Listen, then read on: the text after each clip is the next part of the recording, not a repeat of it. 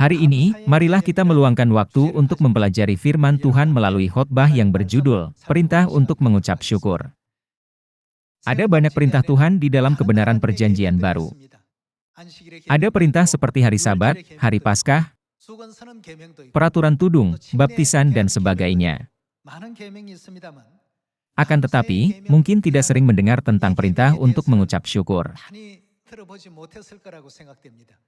Kita berpikir bahwa tidak masalah apakah kita melakukannya atau tidak, tetapi menurut Alkitab, itu adalah perintah yang harus kita taati.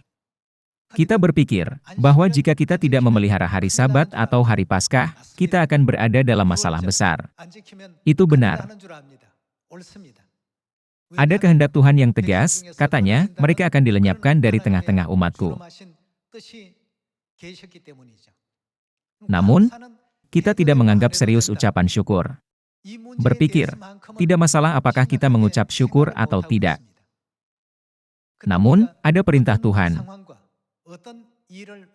Jangan pernah lupa untuk mengucap syukur apapun situasi yang kita hadapi.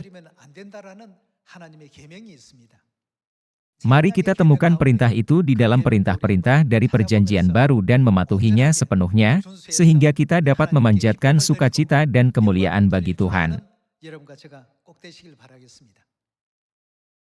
Ada sebuah cerita. Umat manusia belum menetapkan hukum untuk menghukum mereka yang tidak bersyukur. Jika kita tidak mengucap syukur, apakah kita akan dihukum? Tidak ada hukum seperti itu dalam hukum pidana maupun hukum perdata. Mengapa tidak ada hukum yang menghukum mereka yang tidak mengucap syukur? Pernahkah memikirkan hal ini? Karena Tuhan akan menghukum mereka. Saudara-saudari, bukankah ini hukum yang sangat menakutkan? Lalu, apakah Tuhan benar-benar menetapkan hukum seperti itu? Dalam Perjanjian Lama, apakah ada peraturan tentang persembahan syukur atau tidak? Apakah ada peraturan tentang hari Paskah atau tidak? Ya, ada. Bagaimana dengan hari Sabat? Ada juga peraturan tentang hari Sabat. Peraturan tentang persembahan syukur tertulis dengan jelas dalam Alkitab sebagai hukum dan ketetapan Tuhan. Karena itu, selama kita hidup hari ini, kita tidak boleh berpikir bahwa itu tidak akan menjadi masalah apakah kita melakukannya atau tidak. Mari kita baca firman 1 Tesalonika pasal 5 ayat 13.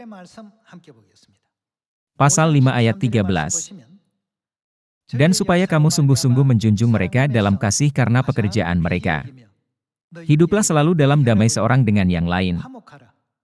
Kami juga menasihati kamu, saudara-saudara, tegurlah mereka yang hidup dengan tidak tertib, hiburlah mereka yang tawar hati, belalah mereka yang lemah, sabarlah terhadap semua orang. Perhatikanlah, supaya jangan ada orang yang membalas jahat dengan jahat, tetapi usahakanlah senantiasa yang baik, terhadap kamu masing-masing dan terhadap semua orang. Bersukacitalah senantiasa. Tetaplah berdoa. Apa yang harus kita lakukan? Mengucap syukurlah dalam segala hal, sebab itulah yang dikehendaki Allah di dalam Kristus Yesus bagi kamu. Semua perintah Tuhan dibuat menurut kehendak Tuhan. Hari Paskah, hari Sabat, dan ketujuh hari raya dalam 3 bagian. Diciptakan sesuai dengan kehendak Tuhan. Dalam Matius pasal 7, tertulis bahwa tidak semua orang yang berkata, Tuhan, Tuhan, akan masuk sorga. Siapa yang akan masuk sorga? Hanya orang yang melakukan kehendak Tuhan akan masuk ke dalam kerajaan sorga. Salah satu kehendak Tuhan adalah ucapan syukur. Tuhan selalu mengawasi mereka yang mengucap syukur. Mari kita tidak pernah melupakan ini. Terima kasih banyak.